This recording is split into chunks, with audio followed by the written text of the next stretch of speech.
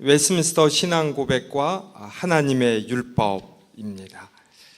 저는 개신대학원 대학교에서 조직신학 가르치고 있고 서울 동작구 상도동이라고 7호선 장승배기 역에서 가깝습니다. 또 언제든 방문하면 이 강의 들었다 하고 방문하시면 크게 환영하겠습니다. 그 밑에 가 보면은 합동교단 헌법에 보면은 이제 정치가 나옵니다. 요사이 우리나라가 계엄 선포와 해제 그리고 대통령에 대한 국회에서의 탄핵 이에 대한 헌법재판소의 이러한 이제 판결을 기다리고 있습니다. 이것처럼 국가에 중대한 일이 있을 때 이거에 대한 처리 판단을 어떻게 하느냐면 헌법에 근거해서 하고 있습니다.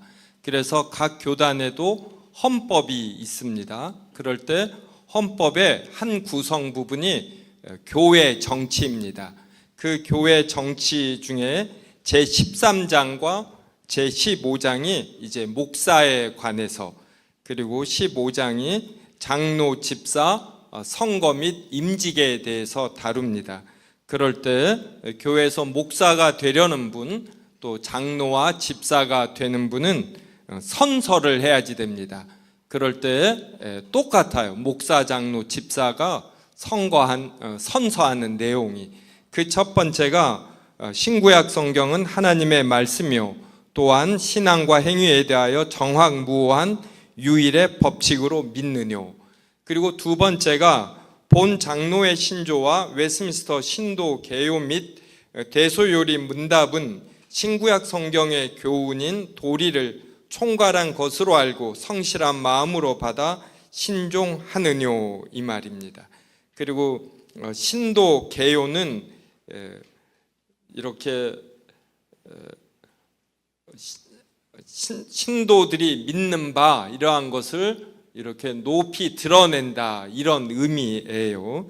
그래서 오늘 이렇게 나눠준 전서시 겨울 캠프에 시 강령 있죠. 이거 한번 보시겠어요? 시 강령.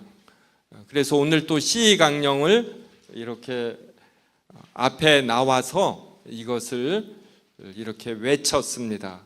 그럴 때 하나, 우리는 전통적 웨스턴 그랜드계 웨스트죠. 웨스트. 그러니까 웨스트가 서쪽이란 말이에요. 서쪽에 있는 민스터 사원. 그래서 영국 잉글랜드에 가면은 웨스민스터, 그러니까 영국의 서쪽 지역에 사원이 있어요. 그걸 이제 웨스민스터 그럽니다. 거기에서 만들어진 신앙 고백이 있습니다. 우리가 예배 때마다, 오늘 또 예배할 때 우리가 고백한 신앙 고백이 있습니다. 오늘 예배 드리면서 고백한 신앙 고백은 뭐였죠? 네, 사도신경이에요. 사도신경. 네, 이것처럼 사도신경과 같이 우리가 믿는 바가 무엇인지 이것을 모아놓은 것, 이걸 웨스민스터에서 만들어졌다, 이 지역에서 만들어졌다 해서 웨스민스터 신앙 고백이라고 합니다. 그래서 전서 시인은 웨스민스터 신앙 고백서 및 대소요리 문답을 우리의 신조로 한다라고 이렇게 첫 번째 강령으로 택하고 있습니다. 그리고 목사와 장로와 집사 그리고 권사도 되려는 분은 이렇게 웨스민스터 신도계요, 이게 이제 신앙 고백 이 말이에요. 그 다음에 대소요리 문답은 대요리 문답과 소요리 문답입니다. 이것이 신구약 성경의 교훈한 도리를 총괄한 것으로 믿는 겁니다. 성경이 구약 39권, 신약 27권, 총 66권으로 양이 방대합니다. 그러므로 성경 전체에서 말하는 바가 무엇인지 이것을 잘 분류해서 알기가 힘드므로 이렇게 신앙 고백을 만들어서 주제별로 분류해서 이해하는 겁니다. 또 우리나라 헌법도 어떻게 해석하느냐에 따라서 어떤 실천이나 이게 많이 달라집니다. 그래서 성경 66권도 어떻게 해석을 해야지 되는가, 이게 중요하지 않겠습니까? 그럴 때 합동교단은 웨스민스터 신앙 고백이 채택한 해석의 방법, 이제 이것을 받아들이는 겁니다. 그 다음 세 번째가 본 장로의 정치와 권징 조례와 예배 모범을 정당한 것으로 승낙하느뇨. 그래서 이제 합동 교단의 헌법이 있는데 이 헌법의 3분의 2를 웨스민스터 신앙 고백과 대요리 문답과 소요리 문답이 차지하고, 그리고 3분의 1 정도를 이 세 번째 선서 내용인 정치 그리고 권징 조례, 예배 모범이 채택합니다. 그 다음에 시의 강령을 더 보겠습니다. 둘째, 우리는 개옥주의 신앙과 생활을 확립하여 세상의 빛과 소금이 됨을 우리의 목적으로 한다. 셋째, 우리의 사명은 다음과 같다. 개옥주의 신앙의 한국교회 건설, 또 개옥주의 신앙의 세계교회 건설. 그래서 이곳에 개옥주의라는 말이 많이 나옵니다. 그럼 이 개옥주의가 무언가 궁금하시죠? 개옥주의를 영어로 하면 어떤 단어인지 아셔요? 네, 제가 한번 두 개를 말할 볼 터이니까 어떤 단어인 것 같은지 생각해 보셔요. 리폼 혹은 리폼드. 개옥주의는 리폼일까요? 아니면 리폼드일까요? 자, 1번을 리폼이라고 합시다. 2번을 리폼드라고 하고, 제가 이렇게 묻는 거는 생각해 보라는 뜻이에요. 자, 개옥주의는 리폼을 번역한 것이다 라고 생각되시는 분은 손들어 보십시오. 네. 자, 개옥주의는 리폼드를 번역한 것이라고 생각되시는 분은 손들어 보세요. 네. 2번이에요. 2번. 그러면 리폼과 리폼드의 차이는 무엇인가? 리폼드는 과거 분사로 개혁되어진 것, 이런 뜻이에요. 그래서 이 리폼드는 개혁된 것을 모은 것, 이제 이런 의미입니다. 그래서 이 리폼드를 한글로 번역하기가 힘들어요.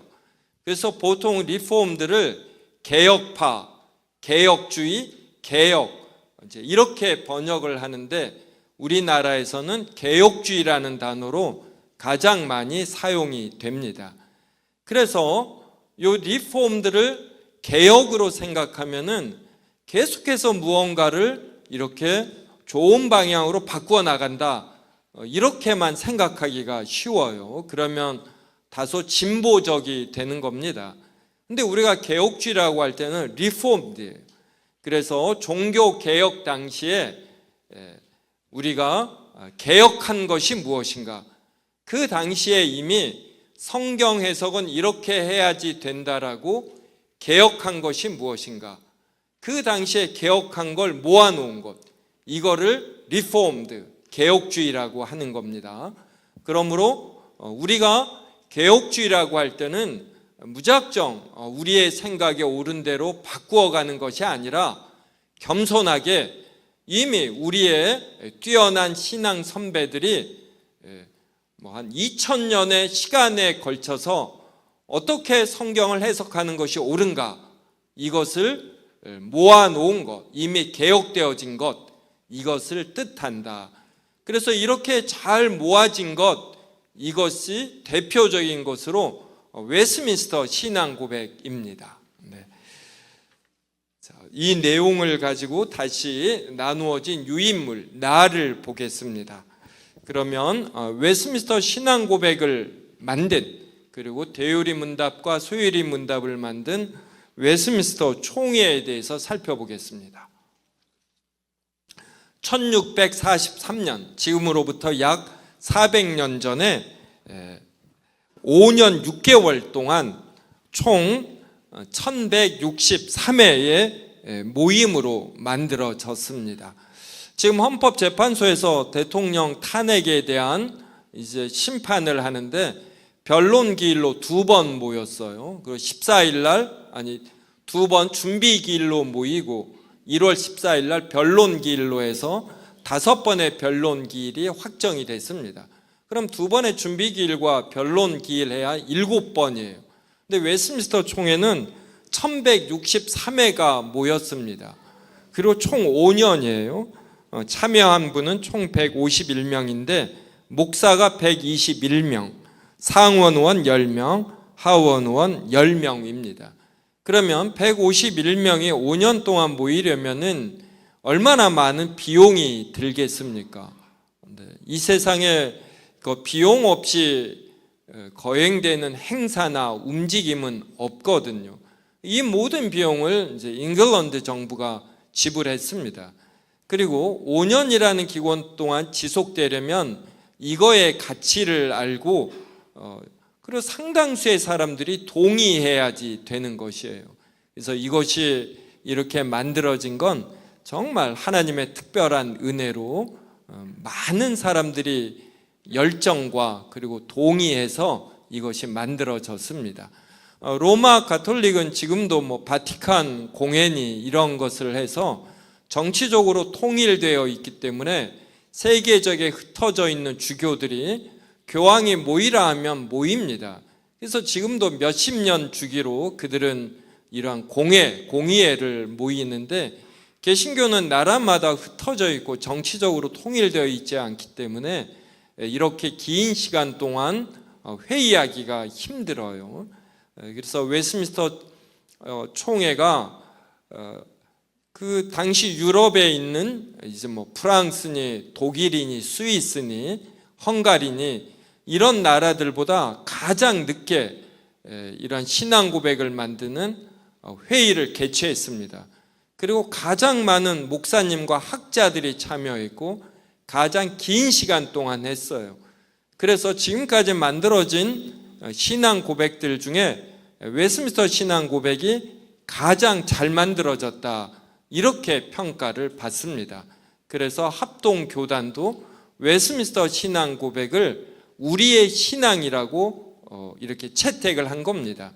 사도신경은 예배 때 우리의 신앙이 무엇인지 고백하기는 좋지만 너무나 분량이 작습니다.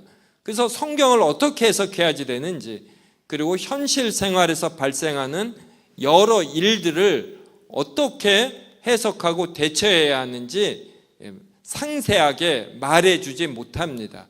그래서 긴 분량의 웨스트민스터 신앙 고백과 되오리 소유리 문답을 합동교단의 신앙 고백으로 채택하고 있습니다. 그 다음에 이제 잉글랜드 위에 스코틀랜드가 있어요. 그곳에서 5명의 목사와 3명의 장로가 참여했습니다. 이분들은 발언권은 있었지만 결의권은 없었는데, 스코틀랜드는 이미 신앙 고백을 만든 경험이 있었고 파송된 5명의 목사님이 학문적으로 매우 뛰어났습니다. 그래서 웨스트민스터 신앙 고백을 작성하는데 아주 큰 기여를 했습니다. 그 다음에 3번 보면은 정치 규범이 먼저 1645년에 만들어졌어요. 우리나라는 정치적으로 좀 격동기라고 할 만큼 좀 큰 사건들이 많이 벌어졌습니다. 대통령 탄핵이 다른 나라에서는 극히 드물잖아요. 또 계엄과 같은 일도 그렇습니다. 이번에 계엄이 선포되면서 온 국민이 헌법을 공부하게 됩니다. 국회의원들 과반수가 넘게 결의하면 계엄이 해제되는구나. 이것처럼 이 정치가 얼마나 중요합니까? 그래서 교회에서도 누가 설교를 하고, 교회의 중요한 영적 통치는 누가 하고, 교회의 재정은 누가 하고, 이러한 것들을 모아놓은 이 정치가 중요한 겁니다. 그래서 웨스트민스터 총회도 제일 먼저 만든 것이 교회 정치예요. 정치규범.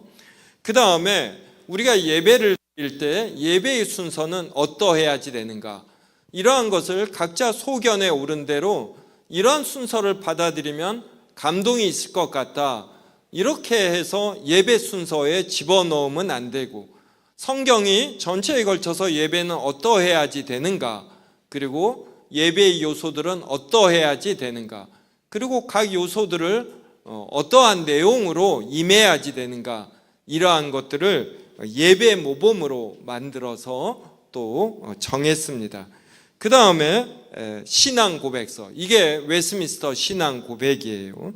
이게 1646년 12월 3일 날 만들어졌습니다. 그 다음에 웨스트민스터 신앙 고백이 만들어졌을 때 이것을 지지하는 성경 구절은 무엇인가? 이것이 1647년 4월 29일에 이제 성경 구절이 첨부되어서 만들어졌습니다. 그 다음이 소요리 문답이에요. 이 소는 쇼터, 요사이 보면은 쇼츠 있죠, 쇼츠. 네, 이거의 쇼터, 비교급으로 소요리 문답입니다. 문답은 캐티키즘을 번역한 건데 여러분 Q&A 알죠? 이것처럼 우리가 믿는 바를 묻고 질문과 답하는 형태로 만들어 놓았습니다. 그리고 이 소요리 문답 쇼터는 주일학교 학생하고 그러니까 초중고생을 위한 것이다 이렇게 생각하면 돼요. 그 다음에 대요리 문답의 이 대는 라주의 비교급인 라저. 그래서 성인과 교역자, 목사님들을 위한 교육용입니다. 그래서 대요리 문답이 또 얼마나 상세하게 그리고 구체적으로 실천적인 면까지 담아서 만들어졌는지 모릅니다. 그러면 이게 약 400년 전에 만들어졌는데 400년이 지난 굉장히 많이 바뀐 이러한 현실인데도 적용이 되는가 이러한 생각을 가질 수 있습니다. 여러분, 한 점에서 일정한 거리에 있는 점들의 집합, 이게 뭐에 대한 정의입니까? 네, 원이죠, 원. 네. 이 원에 대한 정의가 유클리드의 기하학 일대와 지금 정의가 바뀌나요? 안 바뀌나요? 네, 바뀌지 않아요. 유클리드의 기하학은 지금도 수학에서 그대로 받아들입니다. 어떤 수학적인 내용이 시대에 따라서 바뀌는 것이 아니에요. 그래서 성경에 대한 해석도 어떤 시대가 발전한다고 해서 어떤 문화와 산업 형태가 바뀐다고 해서 성경 해석이 바뀌지 않습니다. 그래서 400년 전에 만들어진 신앙 고백이고 실천 사항인데도 지금도 교단이 그대로 받아들이는 것이에요. 네. 그 다음에 4번에 스코틀랜드 장로교회는 1647년에 신앙의 표준 문서로 즉각 받아들였다. 하지만 잉글랜드에서는 상황이 좀 달랐다. 교회가 국가에 종속되어야 한다고 주장하는 에라스투스 주의자들 때문에 의회는 승인을 미루었고 1648년에 가서야 관원에 대한 일부 항목을 수정한 채 부분적으로만 신앙 고백을 받아들였다. 에라스투스라는 스위스의 의사 출신이 있었는데 예수님을 십자가에 못 박는 최종 결정은 빌라도 로마 관리가 했다. 그래서 이러한 교회의 중요한 정치적인 사항들은 국가의 지배하에 있어야지 된다. 이렇게 주장한 것을 에라스투스 주의라고 합니다. 그 다음에 여러분이 침례교라고 들었죠. 침례교는 회중 정치라고 해서 회중들, 그러니까 우리 장로교로 말하면 공동의회가 중요합니다. 그래서 공동의회에서 모든 것을 결정을 하고 그리고 교회 하나가 다른 교회와 독립되어서 완전한 교회로 존재한다고 봅니다. 그래서 노예의 개념이 없어요. 우리는 전서 노예 그럽니다. 그래서 전세 노예에 속한 교회를 하나의 교회로 보는 거예요. 그래서 고린도 전서 하면은 고린도 교회잖아요. 근데 이 고린도 지역이 서울보다 전라북도보다 더 큽니다. 전라북도에서도 전서 지역에만 해도 100개 넘는 교회가 있지 않습니까? 그러면 고린도 교회도 이 전라북도보다 더 넓은 지역에 얼마나 많은 교회가 있어요. 이 교회를 통틀어 고린도 교회 하는 거예요. 그러니까 엄밀하게 말하면 고린도 노예가 되는 거예요. 네, 그래서 장로교는 한 노예에 속한 교회들을 한 교회로 보는 겁니다. 근데 침례교는 한 지교회를 완벽한 교회로 봐요. 그래서 다른 지교회에서 간섭을 못합니다. 장로교는 목사 안수를 노예에서 받습니다. 장로는 그 지교에서 안수를 하지만 목사는 이 노예 소속이 되는 것이에요. 그러니까 이것처럼 정치가 매우 중요합니다. 그래서 장로교는 회중 정치를 거부하는 거예요. 중요한 의사결정을 일반 성도들이 할 때에 우중 정치가 되어서 잘못된 결정을 내릴 수 있다. 그래서 말씀에 대해서 분별력이 좋은 목사와 장로가 당회를 이루어서 소수의 귀족 정치를 하는 것입니다. 그래서 장로교라고 할 때는 바로 이렇게 목사와 장로로 구성된 당회가 중요한 것이에요. 공동의회보다 공동의회는 한 1년에 한두 번 정도 열리고 중요한 영적 통치는 전부 다 당회에서 하는 것입니다. 이렇게 또 회중 정치를 강조한 회원들이 있었어요. 웨스민스터 총회 때. 그래서 이제 이런 분들과 논의하는 과정을 거치다 보니까 잉글랜드는 웨스민스터 총회에서 결정된 것을 바로 받아들이지 않았습니다. 여러분은 감리교도 궁금하죠? 감리교는 목사들 위해 감독이 있다. 그래서 목사들 간의 전적인 평등을 인정하지 않습니다. 그래서 성경에 나오는 감독을 목사 위에 더 높은 직분으로 보는 거예요. 로마 가톨릭은 교황을 천국 열쇠를 지닌 유일한 존재로 보는 어떤 군왕제입니다. 완전한 황제 정치라고 할까요? 그래서 종교 개혁을 했다라는 것은 이러한 정치 체제가 잘못되어서 장로제를 택하겠다. 이렇게 장로교는 종교 개혁을 한 겁니다. 그래서 우리 성도 여러분이 이렇게 교회 정치에 대한 개념을 꼭 가져야지 돼요. 그 다음에 예배를 드릴 때도 예배의 구성 요소가 어떠해야지 되는가. 그래서 이런 거를 할 때 정치나 예배나 또 교리에 있어서 우리 소견에 옳은 대로 하면 절대로 안 되고 성경 전체가 무엇라고 말하는가. 그리고 이것을 오랫동안 연구하고 긴 시간 속에 검증을 거쳐 이렇게 인정받은 이러한 신앙 고백을 중요하게 여겨야지 됩니다. 그래서 여러분이 무슨 중요한 의사결정을 할 때마다 교단 헌법이 무엇라고 말하는가, 웨스민스터 신앙 고백이 무엇라고 말하는가, 이것을 살펴야지 됩니다. 그러면 시행착오를 줄일 수가 있어요. 시행착오를. 그 다음에 다 보면은 웨스민스터 신앙 고백의 차례가 나옵니다. 웨스민스터 신앙 고백은 총 33장으로 되어 있습니다. 제1장이 성경이에요. 성경. 이것을 보통 조직 신학에서 이제 서론이라고 합니다. 그래서 2장이 이제 하나님과 성삼위일체입니다. 보통 우리는 신앙 고백하면은 먼저 하나님이 나올 것 같아요.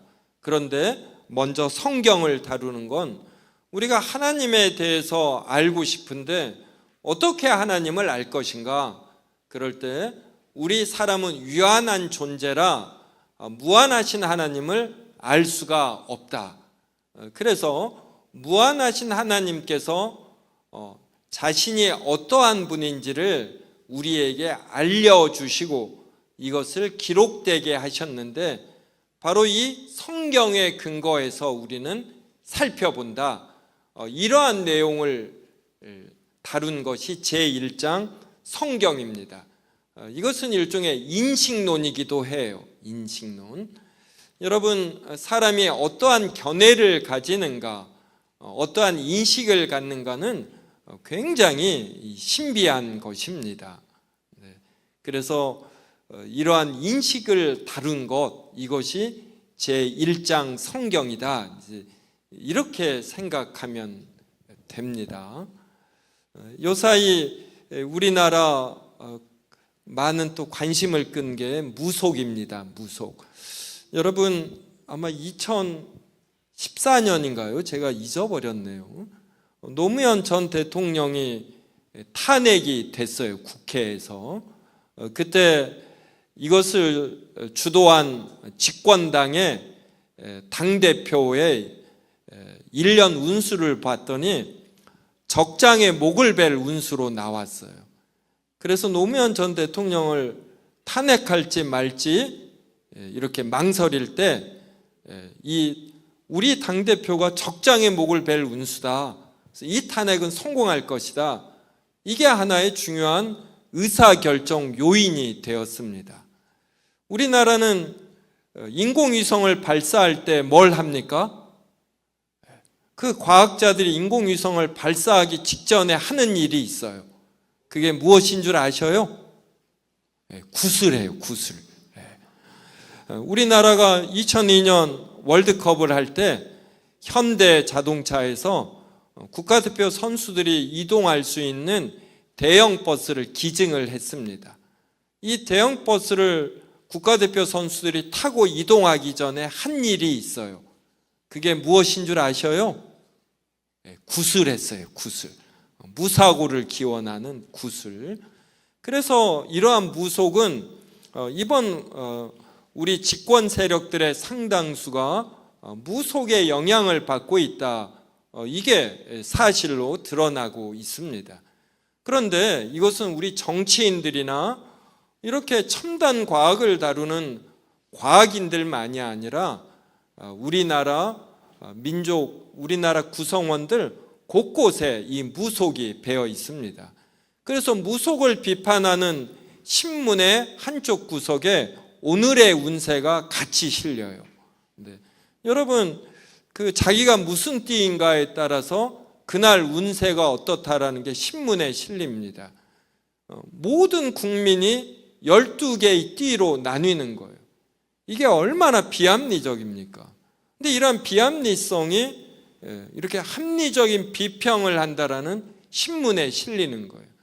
그래서 우리나라 사람들은 아주 중요한 의사결정을 할 때 순간적으로 무속의 영향을 받는 것입니다. 이것이 기독교에 들어오면 어떻게 되는 줄 아셔요? 신비주의로 연결이 됩니다. 성경에 근거해서 너무나 성경이 명백하게 어떻게 분별해야 된다라고 나와 있는데도 우리나라 기독교인들은 이러한 신비주의로 해서 하나님의 직통 계시, 이걸 많이 따르게 됩니다. 그런데 이 우주가 얼마나 넓은 줄 아셔요? 빛의 속도가 1초에 30만 킬로미터입니다. 이 빛의 속도로 1년 가는 거를 일광년이라고 그래요.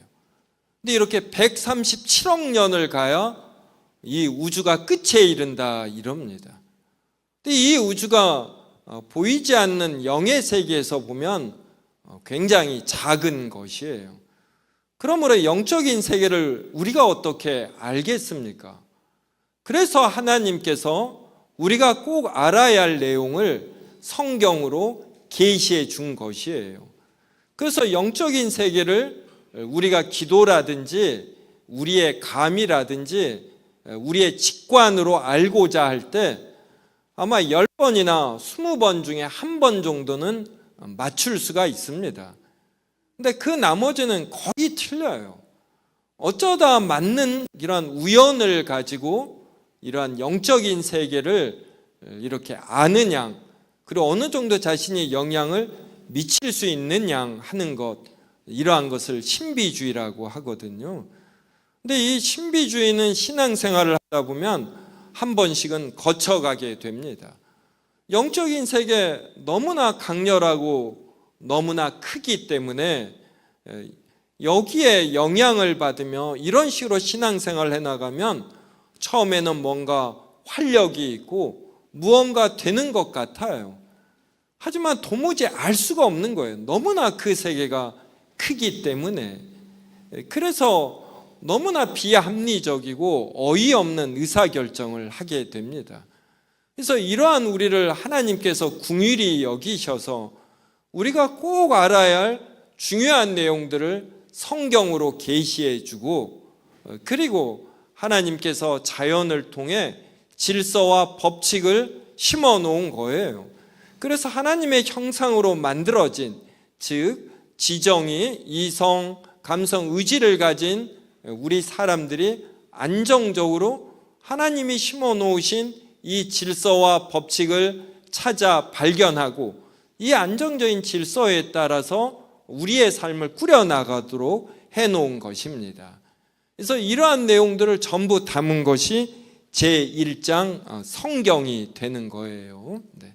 그런데 아까 제가 원의 정의를 말했습니다.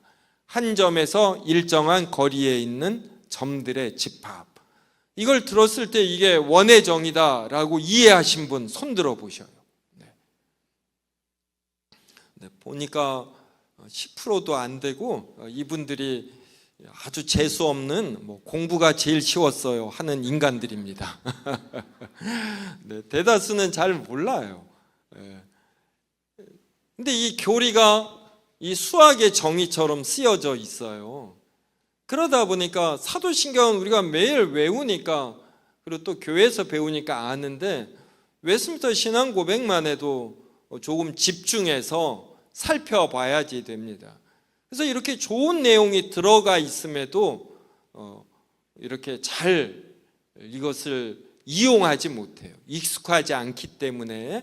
근데 이것을 공부하면은 정말 좋습니다. 성경을 깊이 넓게 이해할 수 있고 우리의 일상의 삶에 아주 적절히 적용할 수가 있는 것이에요. 그래서 저는 이제 이 가치를 알아서 신학교 다닐 때부터 이제 지금까지 이것을 연구하고 해설서를 쓰고 이러는 것입니다. 근데 원의 정의가 한 점에서 일정한 거리에 있는 점들의 집합, 이게 얼마나 간결합니까? 근데 가장 정확하거든요. 그래서 이것을 알면은 어떤 수학을 더 이해하듯 이 웨스민스터 신앙 고백도 내용만 이해하면 성경을 아주 깊이 넓게 이해하는데 얼마나 도움이 되는지 모릅니다. 그래서 제가 33장에 각 장 제목과 각 절에서 다루는 내용을 써 놓았습니다. 그래서 신론에서는 하나님, 그리고 하나님의 작정, 그 다음에 창조. 여러분이 창조에 대해서 알고 싶다 그러면 웨스민스터 신앙 고백 4장을 참고하셔요. 이 작정은 창조 전에 하나님께서 모든 걸 정하신 걸 작정이라고 합니다. 이 작정이 이제 창조와 섭리로 이루어져요. 그래서 시간 속에서 하나님께서 모든 걸 붙들고 그리고 통치하시고 우리와 같이 더불어 협력하시는 걸 섭리라고 합니다. 그래서 여러분이 아마 섭리에 대해서 들어보셨어요. 그럴 때 더 자세히 알고 싶으면 이 제5장을 참고하는 것입니다. 그 다음에 여러분이 인간에 대해서 알고 싶다 그럴 때 어떤 성경이 말하는 인간론에 관해선 이제 6장, 7장을, 그 다음에 이제 기독론이에요. 기독의 이 기독은 영어 크라이스트를 한자로 기독이라고 합니다. 그러니까 기독론은 예수 그리스도. 여러분이 예수 그리스도에 대해서 알고 싶다 그러면 제8장을, 그 다음에 이제 9장서부터는 구원론이라고 하는데 이것은 성령께서 하신다 해서 성령론이라고도 해요. 그래서 우리에게 자유의지가 있지 않습니까? 여러분 자동차를 운행하고 싶으면 제일 먼저 하는 게 뭡니까? 시동을 거는 거죠. 이걸 우리가 스타터 그래요. 스타터.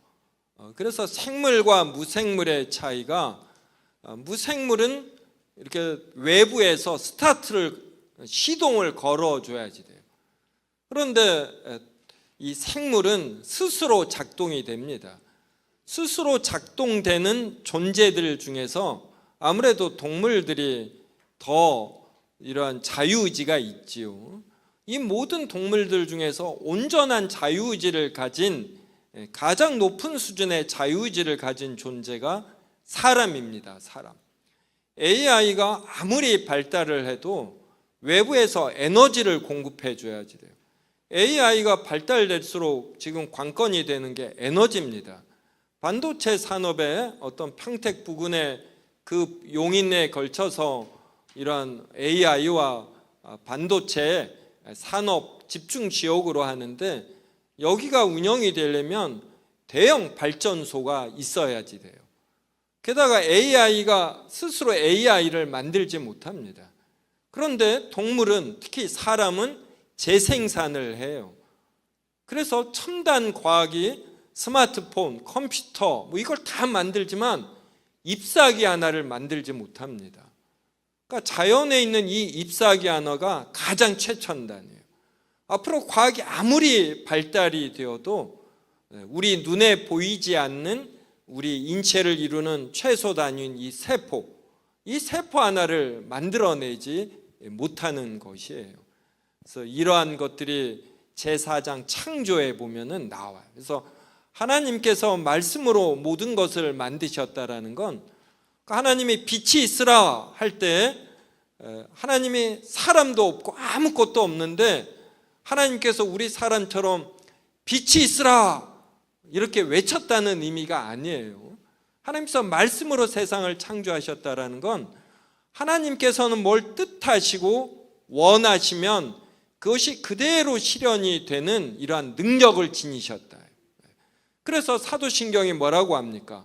전능하사 천지를 만드신 분은 전능하셔요. 그 전능하신 하나님은 대통령이 능력이 많은데 이걸 잘못 사용하면 폐해가 크잖아요. 그래서 전능하신 분은 가장 지혜로우셔요. 그리고 가장 지혜로운 분은 사사로운 악한 뜻이 없는 가장 거룩해야지 됩니다. 이러한 걸 다루는 것이 제2장 하나님과 성삼위일체에서 하나님의 속성 제1절에서 이렇게 다루는 것입니다. 이러한 내용들이 전부 다 이 신앙 고백에 담겨져 있어요. 그래서 사람이 왜 스스로 무언가를 생각하고 뭘 원하는가, 이걸 이 자유의지에서 다루는 것입니다. 그리고 이 자유의지가 잘못된 방향으로 갈 때 이것을 올바른 방향으로 갖게 하시는 분, 이분이 성령님이신 거예요. 예수 그리스도께서 십자가에 못 박혀 죽으셨습니다. 이 놀라운 사실을 우리가 믿기 때문에 지금 여기에 모여서 우리는 이러한 하나님에 대해서 더 알고 싶어 하거든요. 근데 예수님의 십자가에 못 박혀 죽으신 이 엄청난 선물을 많은 불신자들은 받아들이지 않습니다. 이걸 깨닫고 받아들이는 일이 사람의 힘으로 되는 것이 아니에요. 성령 하나님께서 역사하셔야만 됩니다.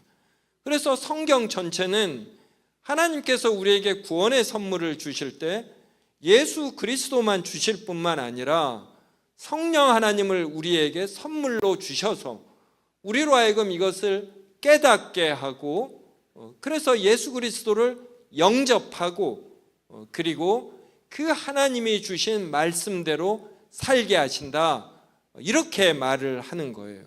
그래서 9장서부터 자유지서부터 이걸 성령론이라고 하는 거예요. 그래서 하나님은 8장에서 중보자 그리스도를 주십니다. 그리고 9장서부터는 성령 하나님을 주셔서 이러한 편향된 우리의 자유의지를 올바른 방향으로 이끄시고, 그리고 우리를 부르셔요. 그런데 하나님, 성령 하나님의 부르심은 효력이 있다. 그래서 항상 효과적 부르심 이렇게 표현을 합니다. 그리고 우리를 이제 의롭다라고 하는 것이에요. 그런 다음에 우리를 하나님의 양자로 삼으시고, 그리고 우리로 하여금 이제 거룩한 상태로 자라가게 하십니다. 이것을 13장 성화에서 다루는 것이에요. 그리고 우리에게 믿음을 주십니다. 그래서 이 믿음은 우리가 예수 그리스도를 믿는다라고 고백을 하는데, 우리가 우리의 자유의지를 가지고 고백을 하지만 이 고백을 하도록 하시는 분은 하나님이신 것이에요. 성령 하나님께서 우리에게 믿음을 주셔야만 우리가 믿는다라고 할 수 있습니다. 그래서 사람이 만든 기계는 100% 사람이 에너지를 공급하고 그리고 프로그램을 이렇게 설정을 해야지 돼요. 근데 하나님의 이 창조는 얼마나 놀라우신지, 하나님께서 우리에게 믿음도 주시고 에너지도 주시며 동시에 우리 편에서 주도적으로 할 수 있는 자유의지를 주시는 거예요. 결국은 신앙은 이거에 대한 이해에 달려 있습니다. 하나님이 다 하신다라고 하면 우리는 로봇이 아니냐, 결국은 이 생각에 빠지거든요. 그래서 이제 우리가 왜 이 장로교하고 이런 감리교와 구별을 갖느냐면은 이제 이게 핵심이에요. 결국은 신앙생활하면은 여기에 대한 고민에 이릅니다. 그래서 이 진리라는 것은 평상시에 진리에 대해서 진지하게 생각하거나 인간 이런 사회생활이나 일반 삶을 하면서 이렇게 진지한 의문을 가진 분은 오늘 깨달을 수 있어요. 이것은 나이나 신앙생활에 상관없습니다. 얼마나 진리에 목말라 했는가, 진지한가에 따라 달려 있어요. 잘 들어보셔요. 여러분, 자기가 사람이 되기 위해서 노력한 분, 나는 사람으로 태어나기 위해 노력했다, 이런 분 없지요? 네. 난 사람으로 태어나려는 강력한 의지를 가져서 사람이 되었다, 이런 분 있어요? 없지요. 태어나고 보니 사람이죠. 네, 그래요. 개나 고양이가 아니라 우리가 사람이 된 건 전적인 하나님의 선물입니다. 그럼 그렇게 많은 사람들 중에서 비그리스도인이 우리나라만 해도 80%가 넘어요. 그러면 20%만 그리스도인이라고 합시다. 그럼 내가 기독교인이 된 건 내가 노력해서고 내가 이러한 강한 의지를 가져서입니까? 아니면 하나님의 선물입니까? 네, 하나님의 선물이에요. 그러면 내가 왜 예수 그리스도를 아느냐면, 하나님께서 이 세상을 만들기 전에 아무 이유 없이 우리 각자를 하나님의 자녀로 택하신 것입니다. 이걸 말하는 게 제3장 하나님의 영원한 작정이에요. 그러면 예수 그리스도를 믿지 않는 자는 하나님이 택하시지 않았기 때문이죠. 여기에 답변을 안 하는 건 뭔가 이상하죠. 네. 이렇게 생각하는 사람들이 감리교예요. 감리교. 하나님이 공의로우시다라면 어떻게 아무 이유 없이 누구는 택하시고 누구는 택하시 않을 수 있느냐? 택함을 받지 않은 자는 하나님이 택하시지 않았기 때문에 불신자인 것이다. 공의로우신 하나님이 이럴 수가 있느냐? 이러면서 아르미니우스라는 신학자가 바로 우리의 정통 가르침에 대하여 거부한 겁니다. 그러면서 만들어진 것이 이제 감리교가 되는 것이에요.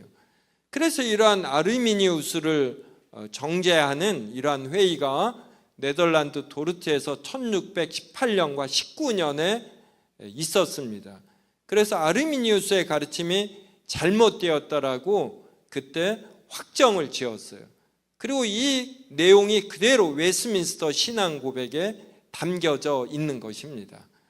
그래서 우리는 하나님에 대해서 고백을 할 때도 하나님의 공의라는 속성, 이것만이 아니라 동시에 하나님의 절대적 주권, 그리고 하나님의 가장 어떤 지혜로우심, 이러한 모든 속성을 우리 장로교는 받아들이는 거예요. 어느 한 특별한 속성만이 아니라 성경이 전체에 걸쳐서 말하는 하나님에 관한 속성은 전부 다 우리는 받아들이는 것이에요. 그래서 우리는 피조물에 지나지 않는 거예요. 그래서 토기장이가 어떤 토기는 귀하게, 어떤 토기는 천하게 쓸 권한이 있잖아요. 이러한 측면에서 하나님의 주권을 전적으로 인정합니다.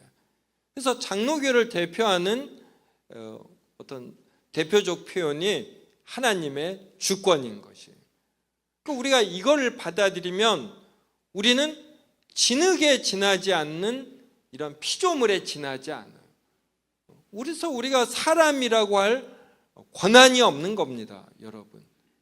근데 우리가 다 어떤 그 자기 연면이나 자기 사랑에 빠지는 건 내가 본래부터 어떤 엄청난 신분이고 그러한 자격을 가졌다고 여김에 있는 거예요. 그래서 예수님이 말하는 자기 부인이라는 건 바로 이 차원이에요. 나는 아무것도 아니다, 무였는데 나에게 하나님이 존재를 주시고 생명을 주시고 특별히 하나님의 형상이라는 엄청난 선물을 주셨다. 그래서 내가 뭘 할 수 있다라면 이 모든 것은 하나님의 선물이다, 이걸 인정하는 것입니다. 그래서 장로교는 성경에 있는 어떠한 내용도 모두 다 하나님의 진리된 계시로 알고 전부 다 존중해서 이것을 종합적으로 해서 해석을 하는 것이에요. 근데 감리교만 해도 하나님의 속성 중 공의라는 이 특별한 하나의 하나님의 속성에 너무 가치를 부여하면서 이 하나님의 선택, 예정, 이것을 거부한 것이 되는 것이에요. 그래서 제가 드린 이 말씀을 이제 잘 생각해 보셔요. 내가 처음 어떻게 무엇을 생각하고 행할 수 있는 이러한 자유의지를 갖게 되었는가? 하나님께서 나를 향한 계획이 있다라면 이것은 운명과 숙명이 되는데, 이러한 운명론이 아니고 하나님의 계획하심과 나의 행함이 어떻게 조화를 이루는가, 이러한 생각을 해보셔요. 그래서 성경은 전체에 걸쳐서 이런 걸 말하는 거예요. 오늘 설교하신 우리 목사님도 하나님, 우리의 신앙생활의 목표는 단순히 우리가 더 높은 신분과 우리에게 더 많은 행복과 기쁨, 이것을 추구하는 데 있지 않아요. 이것을 추구한다고 해서 되지도 않고, 성경은 전체에 걸쳐서 하나님은 창조자이시고 우리는 피조물이고, 근데 우리가 죄를 지어 죽을 수밖에 없는데 이러한 우리를 위해서 하나님께서 자신의 영원하신 아들을 내어주시고 성령 하나님을 통해 이 구원을 우리로 하여금 받아들이게 하셨다, 이것을 말함에 있습니다. 15장은 이러한 믿음을 갖고 우리로 회개하게 하시고, 16장은 선행을 하게 하시고, 17장은 이 믿음을 우리가 끝까지 잃게 하시지 않는다, 이런 뜻이에요. 그래서 우리가 예수 그리스도를 믿었을 때 이 믿음을 끝까지 유지할 수 있는 것도 우리의 능력이 아니라 하나님의 은혜의 능력으로 인함입니다. 그리고 우리가 하나님의 은혜를 받았고 구원을 받은 자임을 확신할 수 있다, 이걸 18장에서 다룹니다. 그리고 교회론에서 하나님의 율법을 다룹니다. 그래서 오늘은 33장 중 요 19장, 이것을 더 살펴보려고 합니다. 주최 측에서 한 5분 정도 쉬는 시간을 달라고 해서 지금부터 5분 쉬고 이어서 19장 살펴보도록 하겠습니다.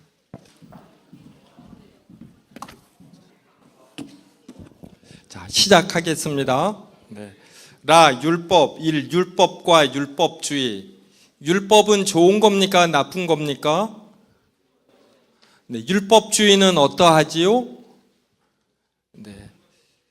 자, 성경에 이제 율법은 있어도 율법주의는 없습니다. 그래서 율법은 좋은 것이고, 이제 율법주의는 여러 가지 의미로 쓰여요. 크게 두 가지인데, 첫 번째는 율법을 모두 다 지켜서 어떤 의로움으로, 자신의 의로움으로 구원을 받으려고 하는 것, 이제 이런 의미로 율법주의라는 말이 쓰이기도 합니다. 이것은 우리는 은혜로 구원을 받는데 율법을 모두 지키는 행위로 구원을 받으려고 하는 것, 이러한 측면에서 율법주의는 잘못된 것입니다. 또 하나 율법주의는 성경에 문자가 있으면 이 문자가 지니는 의미를 생각해야지 되는데, 문자가 지니는 첫 번째 의미라고 할까요? 이 의미를 가지고 모든 본문에서 그대로 해석을 하는 겁니다. 이걸 보통 이제 문자주의 그러는데, 율법주의가 이제 이러한 의미로 쓰일 때도 있어요. 이제 이러할 때는 나쁜 겁니다. 그러니까 율법은 좋은 것이고 율법주의가 나쁜 것이다, 이렇게 정리를 하셔요. 그 밑에 구약은 율법의 시대, 신약은 복음의 시대, 이게 이제 틀린 말이 아닙니다. 근데 이것은 이제 신학적 표현이거든요. 성경에 있는 표현이 아니라 신학적 표현입니다. 그러면 신학에서 구약은 율법의 시대, 신약은 복음의 시대라고 할 때 이것이 무엇을 의미하는가, 이걸 알아야지 됩니다. 이걸 오해하기 때문에 구약의 백성들은 율법을 지켜서 구원을 받고 신약의 백성은 예수님을 믿어서 구원을 받는다라고 잘못 오해하고 있어요. 구약의 백성도 예수 그리스도로 말미암아 구원을 받습니다. 그런데 구약 시대에는 예수 그리스도에 대해서 신약 성경에 있는 내용처럼 명확하게 알지 못했습니다.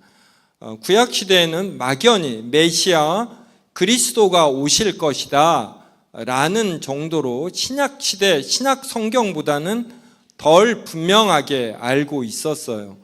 그래서 구약 시대에 앞으로 오실 그리스도를 나타내고 상징하는 이러한 율법들이 있었습니다. 이게 바로 유월절 양이겠죠. 성전에서 각종 짐승으로 제사 드리는 것이 바로 예수 그리스도를 상징했습니다. 그래서 구약이 율법 시대라는 것은 이렇게 할례니 유월절이니 성전에서의 각종 제사, 이러한 것을 통해서 그리스도를 나타냈다, 이런 의미로 구약을 율법 시대라고 하는 거예요. 그래서 유월절 양을 잡아 먹으면서 단지 이 양 때문에 구원받는다고 생각을 한 구약 백성은 구원을 받지 못했어요. 유월절 양을 잡으며 이것이 앞으로 오실 그리스도를 상징한다, 이러한 믿음이 있을 때 구원을 받은 것입니다. 그래서 꼭 구약엔 율법의 시대라고 할 때 이 율법은 앞으로 오실 그리스도를 상징하는 율법, 이 뜻이라는 걸 꼭 아셔야지 됩니다. 그 다음에 율법은 신약 시대에 폐지되었는가? 마태복음 5장 17절부터 20절을 저와 한 절씩 읽겠습니다. 내가 율법이나 선지자를 폐하러 온 줄로 생각하지 말라. 폐하러 온 것이 아니요 완전하게 하려 함이라. 시작.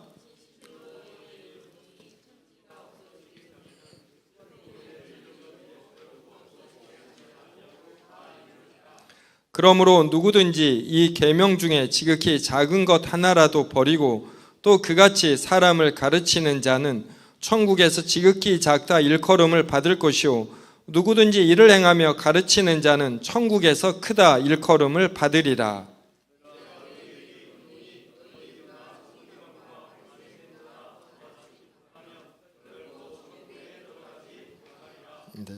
여기 17절에 보면 내가 율법이나 선지자를 폐하러 온 줄로 생각하지 말라, 예수님이 말씀하시는 것이에요.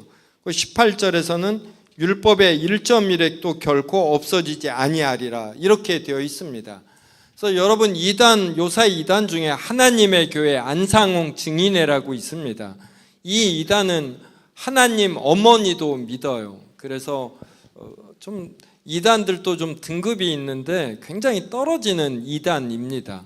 근데 이 이단이 이 말씀에 근거해서 사람들을 현혹시킬 때 이 말씀에 근거해서 이렇게 율법의 1.1획도 떨어지지 아니한다고 하는데 왜 유월절을 안 지키느냐, 이렇게 일반 성도를 유혹을 합니다.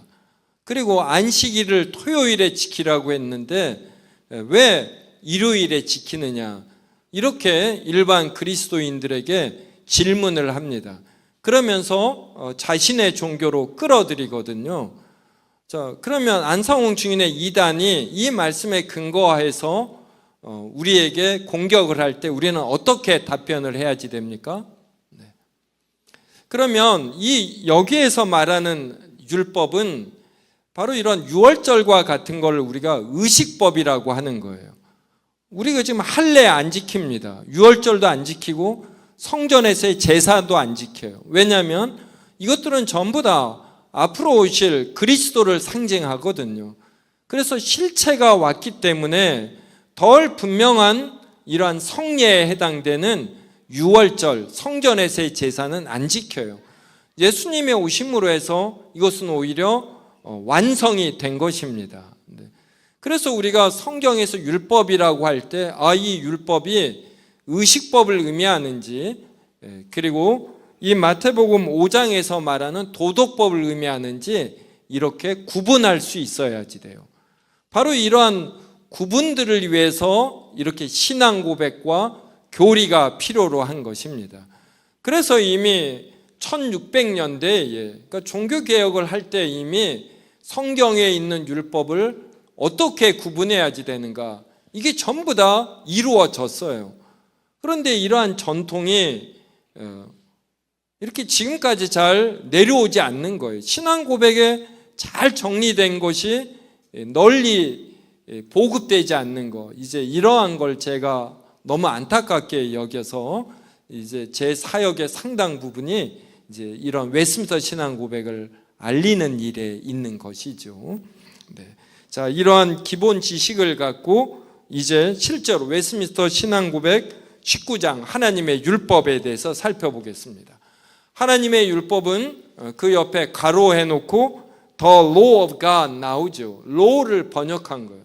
Law는 그냥 일종의 법인 거예요. 법. 이걸 특별히 우리나라에서는 율법으로 번역을 했다. 그러면 성경에 나오는 하나님의 법, 이거는 어떻게 분류가 되는지 살펴보겠습니다. 자, 웨스트민스터 신앙고백 19장 제1절을 아까 우리 특송해 주신 김영덕 집사님이 한번 읽어 주셔요. 하나님께서 행위 언약으로서 율법을 아담에게 주셨는데 그 언약에 의해 그와 그의 모든 후손에게 개인적으로 온전히 정확히 영구히 순종해야 할 의무를 지우셨고 그 율법을 다 지키면 생명을 얻을 것을 약속하셨고 그 율법을 어기는 죽을 것을 경고하셨다. 그리고 그 율법을 지킬 능력과 재능을 그에게 부여하셨다. 네, 감사합니다. 하나님께서 에덴 동산에서 아담과 하와가 죄를 짓기 전에 너가 이러이러한 것을 지켜야지 된다, 이러한 언약을 주셨어요. 네. 그때 하나님이 이 법을 주셨겠죠. 이러한 법을 지켜야지 된다. 그런데 이 법은 하나님의 형상으로 지음을 받은 아담이 어떻게 인생을 사는 것이 하나님의 형상으로 지음을 받은 자답게 사는 것인가, 이 진리를 알려준 것이에요. 그래서 하나님의 법은 사람을 옭아매는 것이 아니라 어떻게 하면 사람이 자유롭게 되는가, 이걸 알려주는 겁니다. 그러니까 일종의 진리예요. 진리. 이러한 진리를 하나님께서 아담에게 알려주셨다. 이 알려주신 것이 첫 번째는 이 아담의 마음에 이것을 심어 놓으신 거예요. 이걸 요사이 말로 양심이라고 합니다. 양심. 네. 동물들에게 순결 개념이 있어요, 없어요? 네. 우리 집에 진돗개를 길렀는데 진돗개 발정기가 되면 남편이 매번 바뀝니다. 그렇다고 해서 제가 진돗개를 혼낼 수 있는 것이 아니에요. 진돗개는 일부일처나 순결, 이러한 개념이 없습니다. 그런데 사람은 간음은 할지언정 간음을 하고 나서 이걸 부끄러워합니다. 특히 신자는 더 부끄러워해요. 왜 그러냐면 이 양심에 하나님께서 하나님의 법을 기록해 놓으신 거예요. 그럼 이거에 관한 근거 성경 구절은 무엇인가? 그 밑에 보면은 굵은 경고 글씨가 있는 로마서 2장 14절과 15절이 있습니다. 찾으셨죠? 저와 한 절씩 읽겠습니다. 율법 없는 이방인이 본성으로 율법의 일을 행할 때에는 이 사람은 율법이 없어도 자기가 자기에게 율법이 되나니.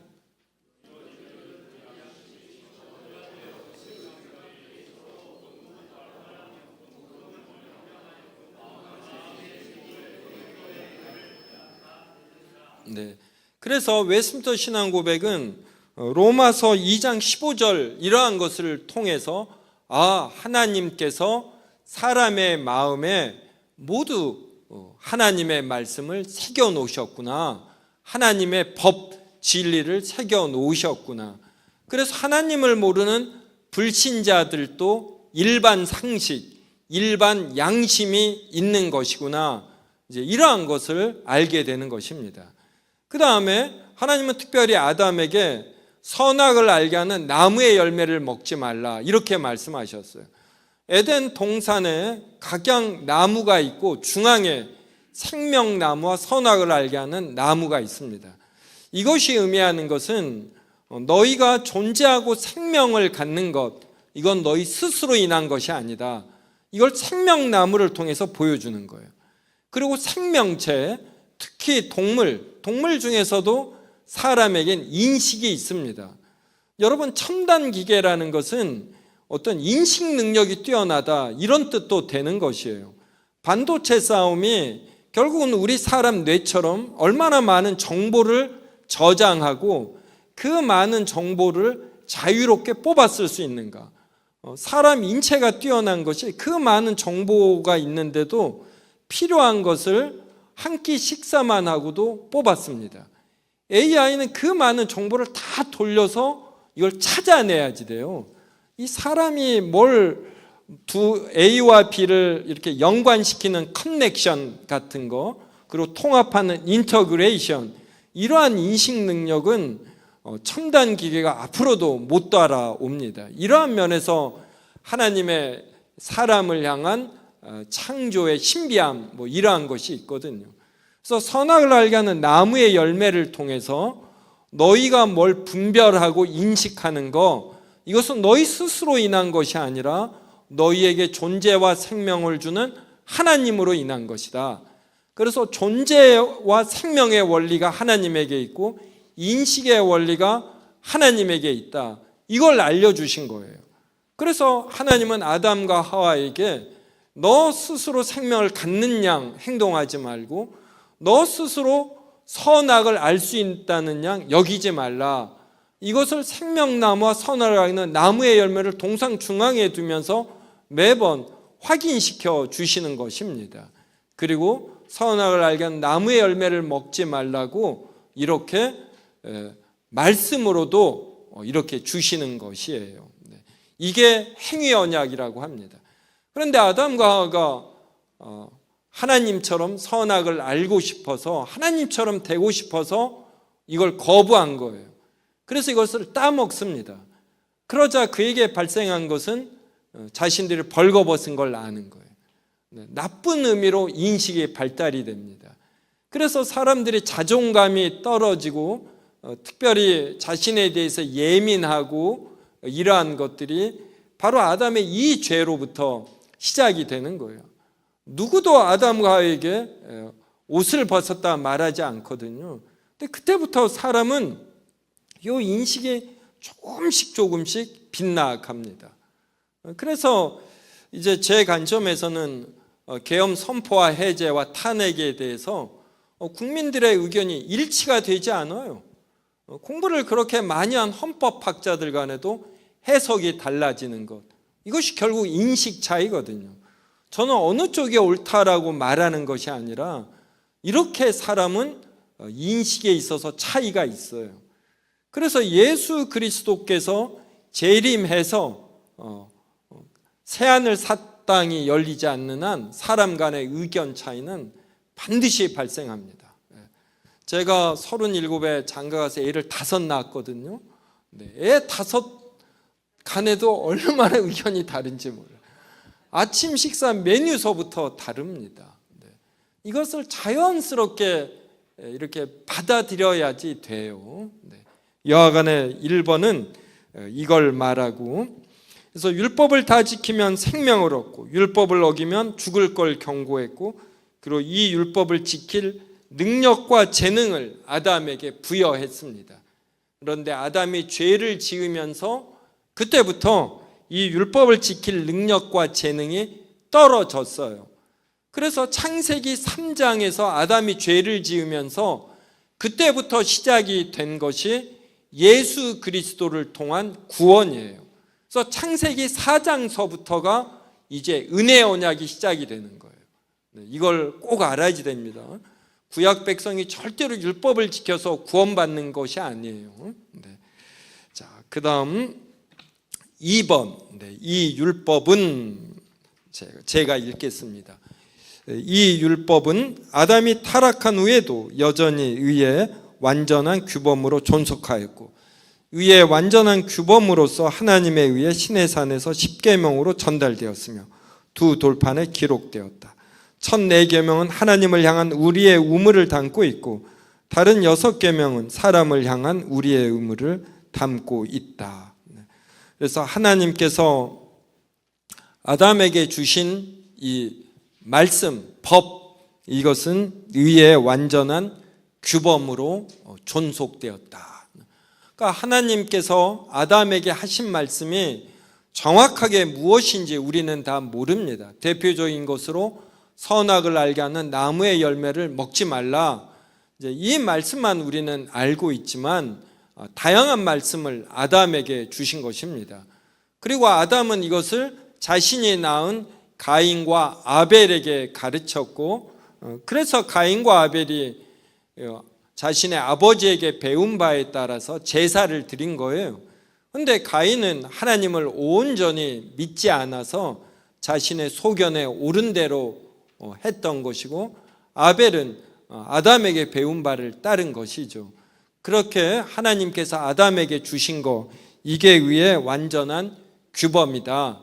그리고 이것이 이제 유대인, 하나님께서 이제 아브라함을 택하시고 그 후손이 많아졌을 때 모세에게 시내산에서 여러 율법을 주셨고, 그 율법을 요약한 것이 십계명입니다.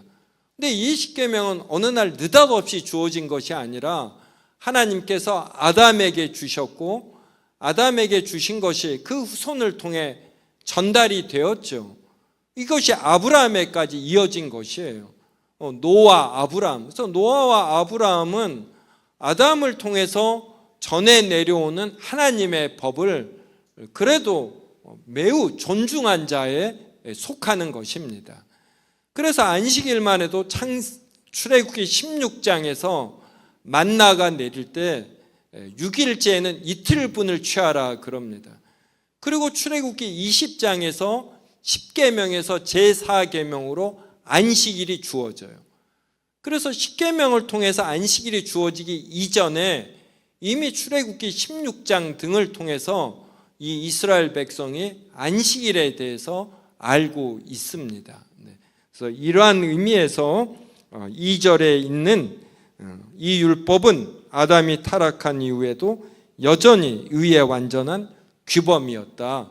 그리고 이것이 이제 아브라함을 통해서 더 상세하게, 모세를 통해서 더 상세하게 주어졌고, 이것을 요약하면 십계명이다. 십계명의 첫 4계명은 하나님에 대한 사랑, 그리고 제5계명부터 10계명, 6계명은 사람에 대한 사랑, 사람을 향한 우리의 의무를 담고 있다. 그 다음에 3번 보겠습니다. 보통 도덕법이라고 불리는 이 율법에, 그래서 이것을 도덕법이라고 불리는 거예요. 그래서 그 밑에 줄 그으셔요. 하나님께서 아담에게 주신 법, 그리고 십계명 이런 걸 도덕법이라고 하는구나. 이 도덕법은 의의 완전한 규범이고, 이것은 모든 시대에 존속합니다. 의의 완전한 규범이에요. 이것은 절대로 폐지되지 않습니다. 예수님은 이것을 완성하러 오셨고, 우리의 도덕적 의무를 더 강화했어요. 그다음에 이 율법에 의해 하나님께서는 미성년 교회로서의 이스라엘 백성에게, 그러니까 구약 시대에는 예수 그리스도가 안 오셨거든요. 그래서 예수 그리스도를 상징하고 나타내는 이러한 법이 필요로 한 것입니다.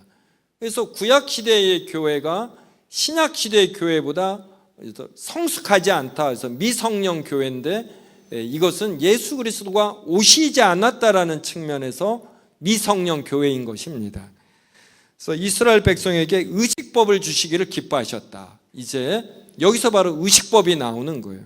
그래서 이 의식법은 몇몇 상징적 규례를 담고 있는데, 일부는 경배에 관한 것으로 그리스도와 그분의 은혜와 사역과 고난과 혜택을 예시하고, 일부는 도덕적 의무에 관한 다양한 가르침을 제시한다. 이 모든 의식법은 지금 신약 아래에서는 폐기되었다. 그래서 하나님의 교회 안상홍 증인회가 마태복음 5장을 들어서 우리를 공격할 때, 우리는 유월절은 도덕법이 아니라 의식법이라 폐기된 것이다, 이렇게 우리는 답변을 해야지 되는 것이에요. 이미 신앙 고백에 이렇게 다 이단들의 잘못된 해석을 이렇게 대비할 수 있게끔 내용들이 다 잘 정리되어 있습니다. 그래서 예수 그리스도가 오셨는데도 유월절을 지킨다, 이것은 예수 그리스도를 무시하는 거예요. 여전히 성전에서 동물, 소를 잡고 양을 잡아 제사를 지낸다, 이것은 예수 그리스도의 희생을 모독하는 것입니다. 그래서 의식법은 폐기되었다. 네. 자, 그 다음 넘겨서 8쪽 보겠습니다. 그 밑에는 근거 성경 구절들을 있으니까 전부 다 이렇게 집에 가서 한 번씩 보셔요. 자, 4번. 네. 우리 전국 시회장님이신 전장하 장로님께서 4번 읽어주시겠어요?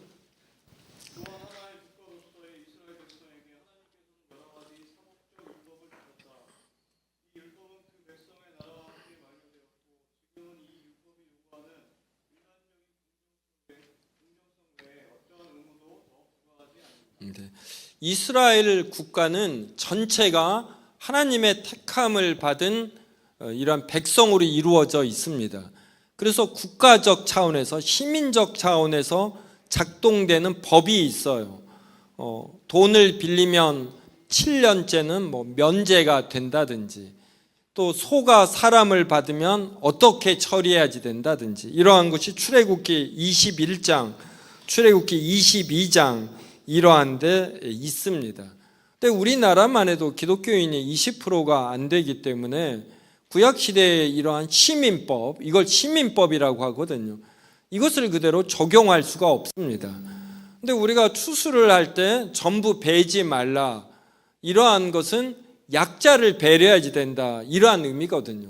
그래서 이러한 일방적 정당성이 지금 신약시대에도 남아있지만 구약시대의 이 시민법이 그대로 존속하는 것은 아닙니다. 네. 자, 그 다음 5번 보겠습니다. 네. 도덕법은 외인들 뿐만 아니라 의롭다 하심을 받은 자들까지 모두에게 순종할 의무를 영원히 부과하는데, 도덕법에 담긴 내용뿐만 아니라 도덕법을 주신 창조자 하나님의 권위 때문에 그러하다. 그리스도께서도 복음 안에서 이 의무를 결코 폐하지 않으시고 오히려 더욱 강화하신다. 그래서 우리가 예수 그리스도로 말미암아 구원을 받습니다. 절대로 율법을 지켜 구원을 받는 것이 아니거든요. 그런데도 왜 우리가 율법을 지키냐면, 율법은 의의 완전한 규범입니다. 하나님의 형상으로 지음을 받은 자는 어떻게 살아가야 되느냐면, 이 하나님의 법대로 살아가는 거예요. 하나님의 도덕법. 하나님의 도덕법은 하나님의 영원한 속성이 담긴 것입니다. 하나님의 거룩함, 하나님의 지혜. 그래서 구원을 받은 우리에게도 율법은 우리의 기준이 되고 등불이 되는 것이에요. 그래서 성경에 나와 있는 하나님의 법을 이제 동그라미 1, 2, 3으로 분류했습니다. 첫 번째가 도덕법입니다. 이 도덕법은 하나님의 영원한 속성이 반영되어서 위에 완전한 규범입니다. 그래서 신약에서도 영원히 유지됩니다. 그 다음 의식법입니다. 그리스도의 은혜, 사역, 고난, 혜택을 예시합니다. 그리스도께서 실제로 신약시대에 와서 자신이 고난받고 죽으시고 부활 승천하셨거든요. 그러므로 구약시대의 의식법은 폐기되었습니다. 그 다음에 시민법이에요. 국가 이스라엘에게 주어진 사법적 율법입니다. 이것은 그대로 종교 국가가 아니기 때문에 신약시대에 그대로 적용되지 아니하고 그 법이 갖는 의미, 일방적 정당성만 남아 있습니다. 그래서 성경에 나오는 율법은 요 세 가지로 분류하면 돼요. 여러분이 이것을 기억하고 가끔씩 생각하면 앞으로 성경에 나오는 율법, 법은 전부 다 이해하는 거예요. 이것이 바로 신앙 고백을 통해서 교리를 통해서 공부하는 거의 장점입니다. 이러한 원리만 알면은 성경 전체에 나오는 하나님의 율법을 다 이해해 버리는 거예요. 그래서 예전의 성경 공부는 이제 이러한 형태였어요. 이것이 이제 근데 지금 성경에 보면 도덕이니 의식법이니 시민법이니 이런 단어가 없잖아요. 그러니까 일부의 사람들이 왜 이렇게 복잡하게 성경 공부하냐, 이런 신앙 고백하지 말고 성경으로 돌아가자, 이렇게 한 거예요. 이거를 경건주의 혹은 복음주의라고 합니다. Back to the Bible, 말은 옳잖아요. 근데 성경으로 돌아가서 성경을 보는데 이렇게 하나님의 법을 분류해서 보지 않기 때문에 성경 해석이 오히려 되지 않은 거예요. 이러한 데서 주로 하는 성경 해석법이 큐티식이에요. 큐티식. 큐티하면 거의가 맨날 회개합니다. 이 내용대로 살지 못하는 자기를 회개하면서 많은 유익이 있지만 성경 전체를 깊이 있게 넓게 해석하지 못하는 단점이 있는 거예요.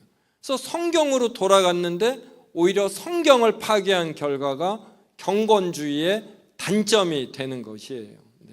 그래서 이렇게 신앙 고백, 교리에 의해서 성경 전체를 공부하는 것과 또 경건주의가 채택하는 큐티식의 성경 해석이 서로에게 장단점이 있으니까 이것을 서로 보완해서 해야지 됩니다. 그래서 예전의 성경 공부, 제가 어려서만 해도 교회에서 제가 합동측 교회에 다녔는데 소율이 문답 다 공부하고 그랬었거든요. 근데 이제 이러한 전통이 많이 사라졌어요. 이제 이 단점이 이렇게 성경에 없는 단어들까지 공부하고 좀 머리를 써야 하다 보니까 성경 공부가 왜 이렇게 복잡해지냐, 이제 이러면서 성경 자체로 들어간 겁니다. 근데 오히려 성경을 파괴하는 단점이 있다라는 거, 이걸 꼭 아시기 바랍니다. 자, 그다음 6번입니다. 6번은 길어서 맨 뒤에 계신 우리 정우철 장로님 한번 읽어 주시겠어요? 네.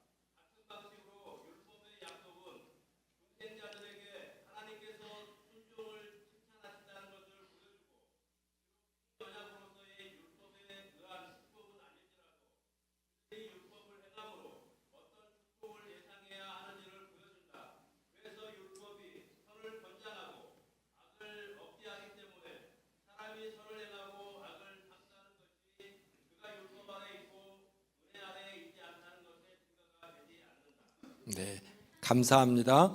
참 잘 읽으셨죠? 네. 6번 참 복잡하죠? 이제 이러니까 신앙 고백 참 복잡하다 이렇게 되는 거예요.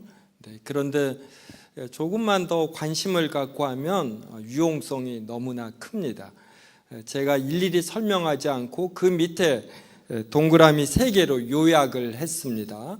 자, 율법의 용도인데, 자, 첫 번째, 하나님의 뜻과 신자의 의무를 알려준다. 무엇이 하나님의 뜻인지, 그리고 신자에겐 어떠한 의무가 있는지 이것을 알려줘요. 그래서 생활의 규범입니다. 그래서 우리 구원을 받은 자들은 내가 중요한 일을 결정할 때 하나님의 법, 성경이 무엇을 말씀하는지 이걸 참고해야지 되고, 그리고 이것을 잘 아는 목사님과 장로님에게 이제 그때 상담을 하는 것입니다. 이러한 면에서 이제 당회가 중요한 것이에요. 또 말씀을 맡아 설교하는 목사님이 중요한 것입니다. 그래서 생활의 규범으로서 율법을 우리가 활용해야지 되고, 두 번째는 이 하나님의 말씀을 다 지킬 생각을 하면 때때로 숨이 막힙니다. 우리는 구원을 받았지만 죄의 잔재가 일부 남아있기 때문에 본능적으로 죄를 좋아하는 면이 있어요. 그럴 때 내가 이 율법을 다 지키지 못했는데, 내가 지킬 수 없는 자인데 내가 어떻게 의롭다함을 받고 천국에 들어가는가? 바로 그리스도로 말미암는 것입니다. 나의 부족함, 하나님의 법을 다 지킬 수 없는 나의 부족함을 하나님의 법을 통해서 깨달아요. 바로 이것이 동그라미 2번에 있는 그리스도의 필요성을 알려줌이에요. 이걸 특별히 강조하는 데가 루터교입니다. 그래서 루터교는 예수 그리스도를 강조해요. 예수 그리스도를. 그래서 루터교는 기독론이 늘 이렇게 발전합니다. 그런데 우리 장로교는 이걸 더 넘어서서 바로 이 첫 번째에 있는 생활의 규범, 하나님의 영원한 속성이 담겨 있는 이 도덕법, 이것을 또 동시에 강조하는 것이에요. 그래서 우리의 부족함으로 하나님의 영원하신 아들이신 예수 그리스도께서 모든 율법을 지키시고 십자가에 못 박혀 죽으셨다. 우리는 십자가에 못 박혀 죽으신 것만 강조하지 않고 예수님이 살아계신 동안 우리를 대신하여 모든 율법을 지키신 것, 이걸 크게 강조합니다. 예수님의 생애도 우리는 강조하는 거예요. 이것을 강조하면서 이제 구원을 받은 자로서 어떻게 살아야지 되는가, 이런 성화라는 측면. 그러니까 루터교는 칭의가 좀 강해요. 칭의가.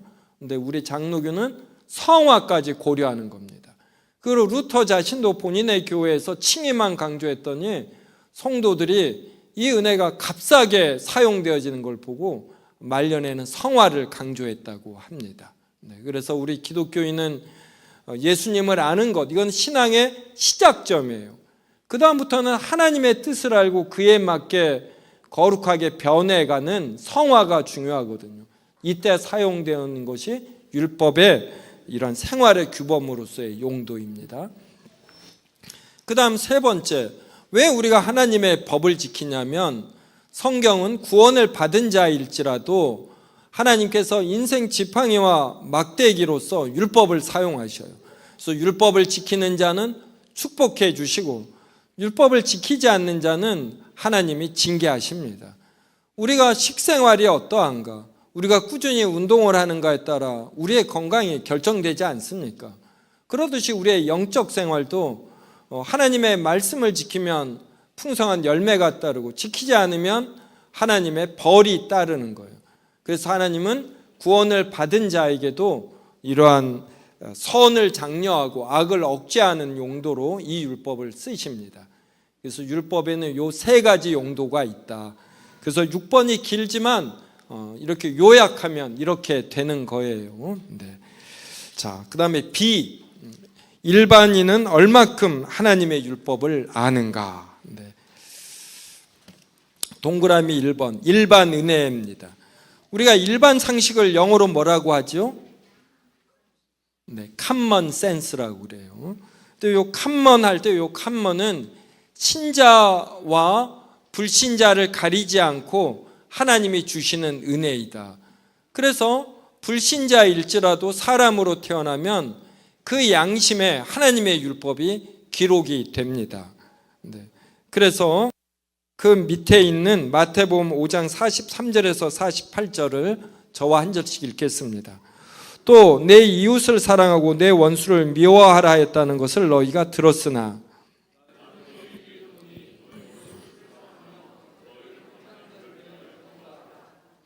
이같이 한즉 하늘에 계신 너희 아버지의 아들이 되리니 이는 하나님이 그 해를 악인과 선인에게 비추시며 비를 의로운 자와 불의한 자에게 내려주심이라.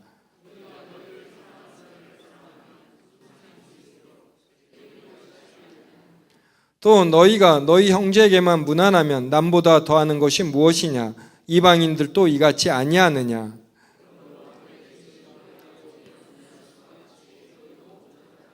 네.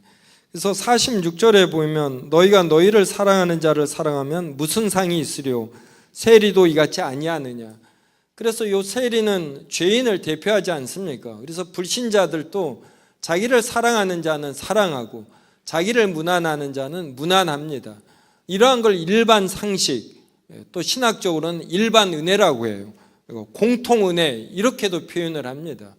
하나님께서 불신자에게도 이러한 양심을 주셔서 자기를 사랑하는 자는 사랑하는 것이에요. 그래서 일반인은 이만큼 하나님의 말씀을 압니다. 그런데 성경 말씀과 같은 구체적인 말씀, 이것을 이들은 갖지 않아요. 그래서 일반인은 헌법, 법률, 명령, 조례, 규칙 이러한 법을 따릅니다. 그리고 이러한 법은 사람이 만들었기 때문에 사람이 만든다라는 것은 국회에서 만들거든요. 국회의원들은 누가 뽑냐면은 일반 시민이 뽑습니다. 일종의 다수결로 뽑는 것이에요. 그래서 사람이 만든 법은 다수결로 결정이 됩니다. 그래서 그 시대의 문화와 세태가 바뀌면 법이 바뀌는 것이에요. 그래서 여러분이 요사이 자기결정권 많이 들어보잖아요. 성적 자기결정권. 그래서 지금부터 한 8년 전인가 간통법이 없어졌습니다.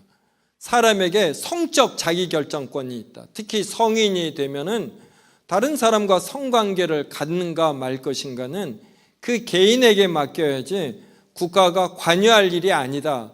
그래서 간통법은 헌법에 위배된다 해서 간통죄가 없어졌어요. 이게 일반인의 인식 수준입니다. 그런데 우리 신자들은 하나님께서 말씀을 주셨거든요. 그리고 그때 꼭 알아야지 될 것이 하나님께서 예수 그리스도를 우리에게 주실 때 또 누구를 주신다고 했어요? 네, 성령님을 주셔요. 성령님 없이 예수 그리스도의 존재와 가치를 우리가 모르기 때문에 꼭 성령 하나님을 주십니다. 그러면 하나님께서 우리 신자에게 하나님의 말씀을 주실 때 또 누구를 주시죠? 네, 성령님을 주시는 거예요. 그래서 신앙 고백은 말씀과 성령, 이 표현이 연관지어서 나옵니다. 그래서 성경 말씀은 성령님 없이는 못 깨닫는 거예요. 그래서 우리가 하나님의 말씀을 강조할 땐 성령님을 강조하는 거예요. 이거를 알지 못하는 사람은 우리가 이렇게 하나님의 말씀을 가르치면 너희의 삼위일체는 성부, 성자, 성경이냐 이렇게 비아냥됩니다. 근데 우리가 성경을 강조하는 건 성령님 없이는 깨닫지 못한다 이런 뜻인 것이에요. 그래서 신자들은 간통죄가 헌법에 위배되어서 없어져도 법률에서 없어져도 7계명에 간음하지 말라라는 이 계명을 우리는 성령님에 의해서 여전히 진리로 깨닫는 것이에요. 그래서 우리의 죄성을 인해서 우리가 종종 간음을 할지라도 이걸 부끄러워합니다. 그래서 기독교인은 죄를 짓고 나서 죄를 지어서 너무나 좋다, 시원하다 이러질 않아요. 이걸 부끄러워하고 크게 마음에 부담스러워하고 그래서 회개하려고 하는 것이에요. 그래서 일반인은 일반 상식, 양심으로 하기 때문에 이 하나님의 법에서 언제든 멀어질 수 있어요. 그래서 앞으로 여러분이 많이 듣게 되는 말이 자기결정권. 그래서 모든 사람은 자기결정으로 행복을 추구할 수 있다. 그래서 법이 너무 과잉 금지하면 안 된다. 이게 지금 현대인들의 사고방식이에요. 그리고 이걸 헌법재판소가 택하고 있습니다. 헌법재판관이면 우리나라의 지성을 대표한다고 할 수 있어요. 그리고 대법관들로 이루어진 전원합의체의 정신도 자기결정권, 이 앞에 성적 자기결정권, 뭐 또 다른 결정권, 이렇게 계속 넣는 것이에요. 그래서 이성을 가진 사람이 옳고 그름을 판단할 수 있는 자기 결정이 있다, 이렇게 여기는 겁니다. 일반인들 이걸 가지고 행복을 추구한다. 그러니 자꾸만 과잉 금지하지 말라요. 제가 우리 집 아이 5명 키우면서 공통적으로 느낀 게, 아이들이 부모가 잘 해주는 일들도 자신들이 조금만 할 수 있으면 내가 할게. 같은 말 2-3번 듣는 걸 싫어합니다. 우리 애들이 폐륜아가 아니에요. 그냥 정상적인 아이들인데 이래요. 사람이 기본적으로 이렇게 간섭하는 거, 잔소리 싫어합니다. 이걸 불신자들은 이걸 더 놓으라, 이렇게 되는 것이에요. 그래서 우리가 성령님을 통해 믿음을 가진 자로서 하나님의 말씀에 의거해서 우리는 늘 판단하고 우리 스스로 소견에 옳은 대로 살려는 이러한 사고방식 버려야지 됩니다. 이제 그리고 요사이는 이제 자꾸만 기독교 하면은 이러한 반동성애, 차별금지법, 이러한 데 매우 집중되어 있습니다. 우리가 간음도 거부하는데 동성애를 지지한다, 이런 건 있을 수가 없지요. 대요리 문답에 보면은 7계명을 해석할 때 간음하지 말라, 이 계명이 금지하는 거에 동성애가 나옵니다. 이게 합동교단 헌법에 나와 있어요. 이거를 고치려면은 4분의 3이 동의를 해야지 돼요. 교회 정치는 3분의 2만 동의하면 바꿀 수 있지만 교리는 4분의 3이라 바꾸기가 얼마나 힘든지 몰라요. 이렇게 명시적으로 되어 있습니다. 그러니까 당연히 우리는 동성애를 거부하는 거예요. 동성애 성향이 있는 사람은 긍휼히 여기지만, 그런데 요사이 한국 교계가 너무 이 반동성애에 집중되어 있습니다. 근데 그렇게 되는 이유 중에 하나가, 반동성애에 모이는 뭐 대형교회라면 대형교회, 여기에 속한 분들이 간음도 합니다. 교회 재정 문제도 있어요. 또 소형 교회들은 부자가 이어서 목회하는 것이 오히려 미덕인데, 큰 교회는 많은 권한이 있기 때문에 이걸 부자가 세습하거나 사위가 하면은 좀 안 좋은 면이 있습니다. 그러니까 이런 세습과 재정행령과 간음을 해도 합동 다음에 많은 교회 수를 갖는 데가 통합이에요. 통합 총회장이 작년 여름경인가 여자 권사와 모텔에 갔다가 나오는 장면이 동영상으로 촬영이 됐어요. 그러면 목사직 대부분 그만두지 않습니까? 아니면 총회장직을 그만두고. 그런데 9월 총회에서 개회 선언까지 했어요. 그리고 지교에서 10억의 전별금인가 받고 그만두는 쪽으로 이렇게 타협이 됩니다. 그러니까 일반인이 보면 기독교인은 반동성애에 목숨을 거는 거냐, 10계명에 있는 다른 계명들은 간과해도 되느냐, 이렇게 되는 겁니다. 그래서 우리는 특히 개혁주의는 오직 성경만이 아니라 전체 성경이에요. 성경이 전체가 말하는 바를 중시 여기거든요. 10계명도 동성애만이 아니라 간음에 속한 건 똑같이 우리가 다 죄로 여기는 것입니다. 도둑질하는 것, 살인하는 것도 다 금하는 것이에요. 그래서 이렇게 기독교인이 된다라는 것은 하나님의 법을 의의 완전한 규범으로 받아들이기 때문에 일반인보다 더 높은 수준에 서는 것입니다. 그러니까 이 삶에 부담이 있지요. 그런데 기독교인이 된다라는 건 이런 삶을 살겠다라고 이렇게 또 엄숙히 결의하는 면이 있는 것이에요. 그래서 이런 개혁주의 교인이 된다라는 것은 성경 전체로 인한 균형이 있는 것입니다. 어느 하나에 빠지는 것이 아니에요. 항상 적정과 절도로 하나님의 말씀에 의해서 무엇이 옳은가, 오직 하나님의 말씀에 근거해서 성령 안에서 판단하는 것입니다. 그러니까 이러한 능력을 길러가야지 되는 것이에요. 네. 자, 드디어 마지막입니다. 자, 7번 제가 보겠습니다. 앞서 말한 율법의 용도들은 복음의 은혜와 상반되지 않고 오히려 복음의 은혜를 조화롭게 따르는 것이다. 왜냐하면 그리스도의 영께서 사람의 의지를 다스리셔 율법에 계시된 하나님의 의지가 행하라고 요구하는 것을 자유롭게 그리고 기꺼이 행하도록 하시기 때문이다. 아까 자유의지 때 제가 좀 설명했어요. 사람에게는 자유의지가 있습니다. 그런데 하나님께서 이 자유의지를 또 이렇게 다스리셔요. 그러면서 우리로 하여금 또 독립적으로 하게 합니다. 그래서 제가 굵은 글씨로 써놨어요. 이제 이게 하나님의 놀라우신 방법인 것이에요. 이제 이것을 이해하지 못하면 하나님께서 사람을 로봇처럼 다루느냐 이렇게 되는 것입니다. 여러분, 생명체가 어떻게 생명이 작동되는가 신기해하잖아요. 모든 기계는 스타터가 되어야지 되는데 이러한 동물, 특히 사람은 자체적으로 됩니다.